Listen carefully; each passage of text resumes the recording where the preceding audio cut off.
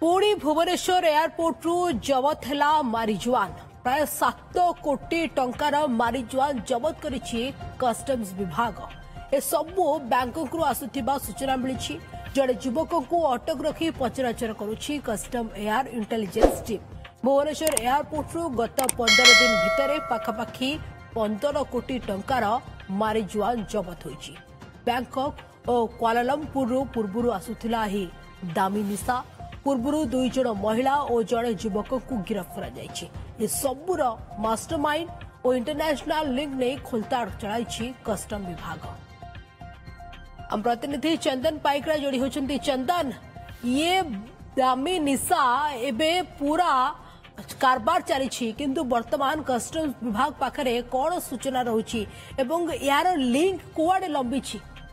देखो जदि देखा पूर्व आम देखीचे ओडिशा गंजेई सप्लाई हुए बाहर को, किंतु वर्तमान स्थिति जदि देखा जे ओडिशा को पशि आसती नीलजहर अर्थात ये टिके सोफिस्टिकेटेड गंजेई कहवा मारिजुआना जहाँकि जर्मनी रे जो गंजेई प्रस्तुत हुए एवं जो भली भाव नाइजेरिया रु आसे ये होती जो गंजेई एवं मारिजुआना कारण इंटरनेशनल रे यार जदि देखा चाहिदा एवं दाम यथेष्ट अधिक। कारण आम जदि देखा ओडिशार गंजेई केजी पिछा लक्ष रु 10 लाख टंका पर्यंत होता बेले यार दाम वर्तमान केजी पिछा कोटी टंका इंटरनेशनल मार्केट रे, जहाँ को लेकिन वर्तमान चिंताजनक विषय पलटि। कारण भुवनेश्वर विमान बंदर गेटवे पलटि मारिजुआना एंट्री एवं गत 15 दिन भितर 15 कोटी टंकार मारिजुआना जबत करा जायथिला।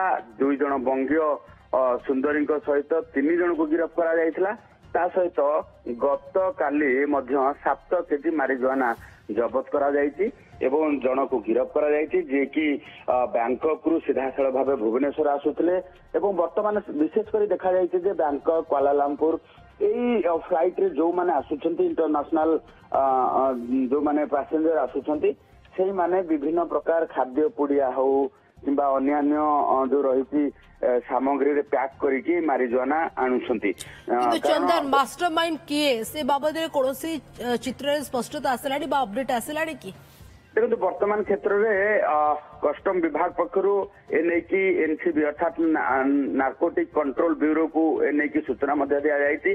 नार्कोटिक कंट्रोल ब्यूरो एवं डीआरआई अर्थात जो रही डायरेक्टर ऑफ रेवेन्यू इंटेलिजेंस ये दुईटी विंग वर्तमान काम करुछंती जे वर्तमान क्षेत्र में ओडिशा मार्केट रे यार डीलर किए अच्छी कहा पाखक मारिजुआना किंतु मास्टर माइंड किए इंटरनेशनल लिंक नहीं वर्तमान खोलताड़ जारी रखी कस्टम्स विभाग।